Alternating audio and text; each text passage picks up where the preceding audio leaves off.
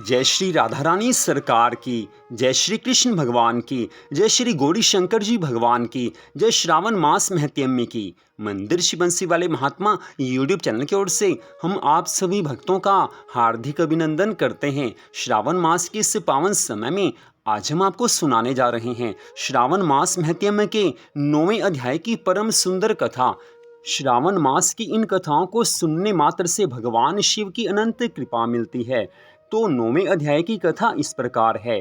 भगवान शिव शंकर जी महाराज सनत कुमार जी से कहने लगे हैं कि हे सनत कुमार जी, अब शुक्रवार की कथा को कहूँगा, जिसे प्राणी श्रद्धा से सुनकर समस्त विपत्तियों से छुटकारा पा जाता है। पांडव वंश में उत्पन्न एक सुशील नाम वाला राजा था।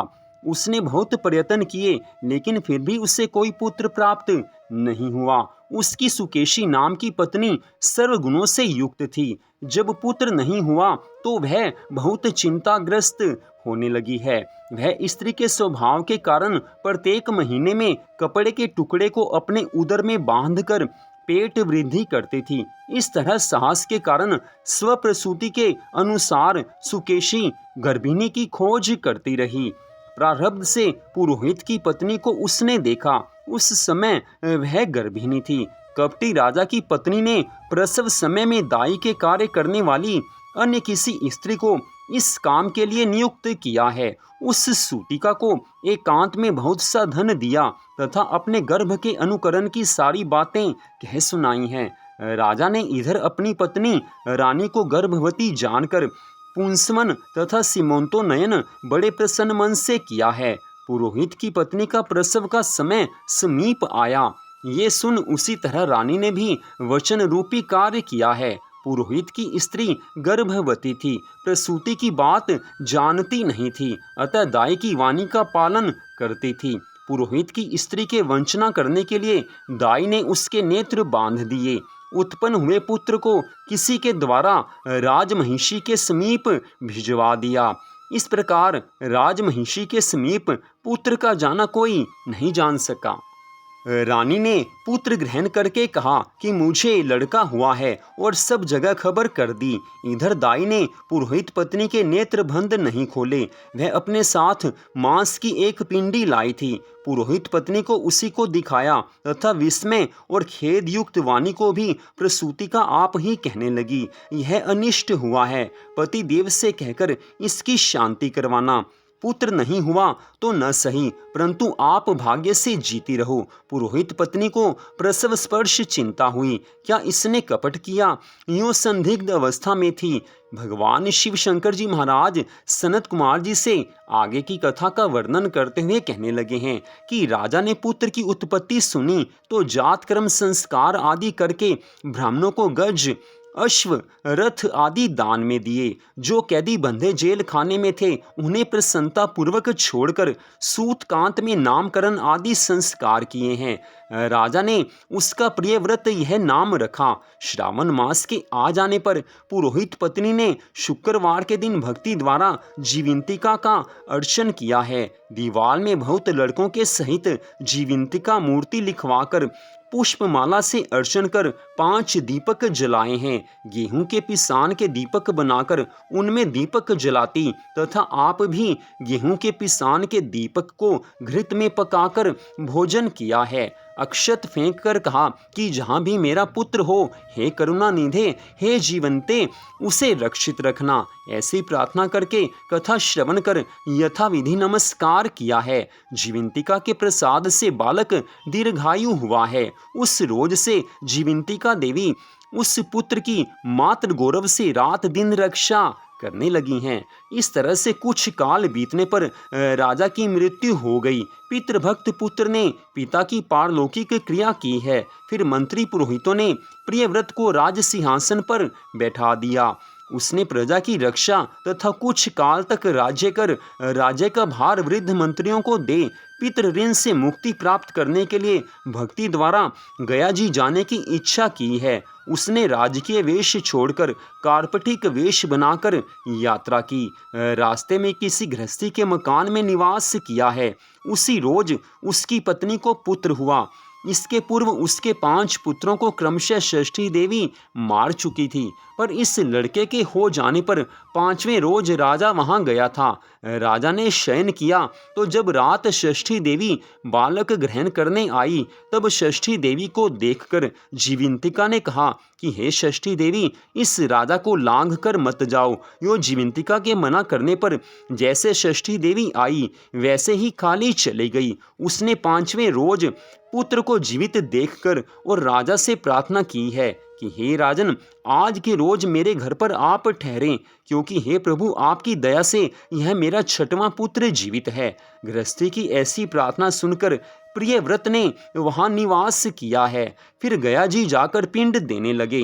वहां विष्णुपद पर पिंड को देते हुए आश्चर्य हुआ जब पिंड ग्रहण करने के लिए 2 हाथ निकल पड़े। ऐसी घटना देख वह भूपति विस्मय तथा संदेह करने लगा है।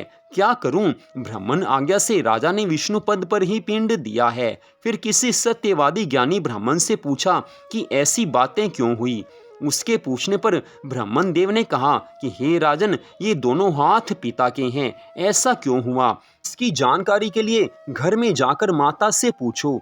इसकी बातें माता ही कहेगी। राजा चिंतित तथा दुखित हो मन में अनेक तरह के विचार करने लगा है।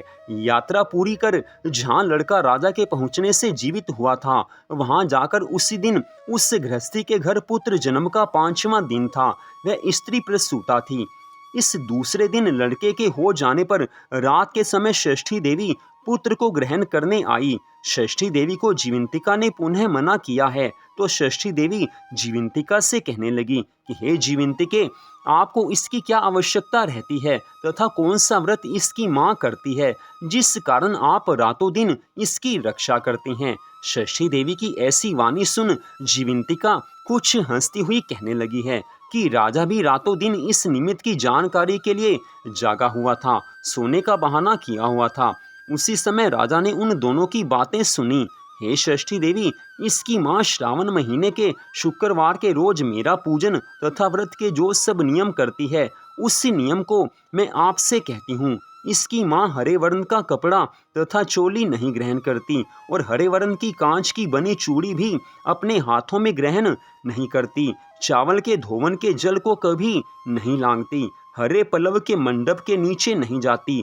हरे वर्ण का हो जाने से करेले का साग नहीं खाती। यह सब मेरी प्रसन्नता के लिए करती है। इसी कारण इसकी मैं निरंतर रक्षा करती हूँ तथा इसके लड़के की भी सुरक्षा करती हूँ। यह सब राजा सुनकर अपने नगर में सुबह आ गया है। स्वागतार्थ वहां राजा के नगरवासी तथा देशवासी प्राणी आए हैं। राजा ने माता से पूछा कि हे माता, आप जीवंतिका व्रत करती हैं, तो उसकी क्या विधि है। राजा के पूछने पर मां ने कहा कि जीवंतिका व्रत को मैं नहीं जानती। राजा ने गया जी यात्रा के फल के प्राप्ति के लिए ब्राह्मणों तथा सुवासिनी को भोजन कराने की अभिलाषा प्रकट कर सुवासिनी ब्राह्मणियों के यहाँ हरे वस्त्र, हरी चोली और हरे कांच के कंगन आदि परीक्षार्थ भिजवाए हैं। दूत ने वहां यह कहा कि आप सब राजा के घर में भोजन के लिए आवें। पुरोहित की पत्नी राजदूत से कहने लगी कि मैं हरे वर्ण की कोई चीज नहीं लेती। पुरोहित पत्नी की ऐसी वाणी सुनकर दूत ने राजा से सब हाल कहा है। राजा ने पुरोहित की पत्नी के लिए रमणीक लाल वर्ण के कपड़े आदि भेजे। पुरोहित पत्नी उन सब चीजों को ग्रहण कर राजा के घर गई हैं। उसने पूर्व वाले दरवाजे पर चावल का धोवन जल तथा हरे वर्ण का मंडप देखकर वह स्त्री अन्य दरवाजे से गई है। राजा ने यह देखकर पुरोहित पत्नी को नमस्कार किया और नियम का पालन का कारण पूछा। पुरोहित पत्नी ने शुक्रवार व्रत का कारण बतलाया। राजा को देखकर उसी समय उसके स्तनों से दूध बहने लगा है। उन स्तनों की दुग्ध धारा से वह राजा अच्छी प्रकार सिंचित हो गया। गया जी में 2 हाथ निकलने से तथा रास्ते में गृहस्थी के यहाँ देवी से बातचीत और स्तनों से दूध बहने मात्र से राजा को विश्वास हो गया कि यह मेरी माँ है। राजा ने गृह में रक्षा करने वाली माँ के समीप जाकर बड़े विनय से पूछा कि हे माता, भय मत करो, मेरे जन्म समय की ठीक बात कहो। राजा के जन्म समय की बात सुकेशनी ने सच सच बता दी। राजा ने इससे प्रसन्न हो अपने जन्म देने वाले माँ बाप को नमस्कार किया है और संपत्ति देकर बढ़ाया है। इससे दोनों बड़े आनंदित हुए हैं। एक दिन रात में जीवंतिका से राजा ने प्रार्थना की कि हे जीवंतिका, मेरे जन्म देने वाले पिता हैं तो गया में क्यों दो हाथ निकले हैं। उसी समय स्वप्न में देवी ने संशय नाश कर देने वाली वाणी कही कि हे राजन, मैंने तुझे केवल विश्वास दिलाने के लिए ऐसी माया की रचना की थी, इसमें संदेह मत करो। इतनी कथा सुनाकर भगवान शिव शंकर जी महाराज सनत कुमार जी से कहने लगे हैं कि हे सनत कुमार जी, यह श्रावण मास के शुक्रवार व्रत के सारे महात्म्य की कथा को कहा है। इस व्रत को करने मात्र से मनुष्य मात्र की सभी मनोकामनाएं पूर्ण हो जाती हैं। तो यहीं पर आज की इस कथा का विश्राम होता है। अगले भाग में आप 10वें अध्याय की कथा को सुन पाएंगे। तो मंदिर शिव बंसी वाले महात्मा यूट्यूब चैनल की ओर से इस कथा को सुनने के लिए आप सबका हार्दिक धन्यवाद। भगवान श्री राधा कृष्ण जी की, भगवान श्री गौरी शंकर जी की अनंत कृपा सदा आप सब पर, आपके परिवार पर बनी रहे। इसी मंगल कामना के साथ जय श्री राधा रानी सरकार की, जय श्री कृष्ण भगवान की, जय श्री गौरी शंकर जी भगवान की, जय श्रावण मास महत्म्य की। ओम नमः शिवाय। जय जय श्री राधे, जय जय श्री राधे, जय जय श्री राधे श्याम।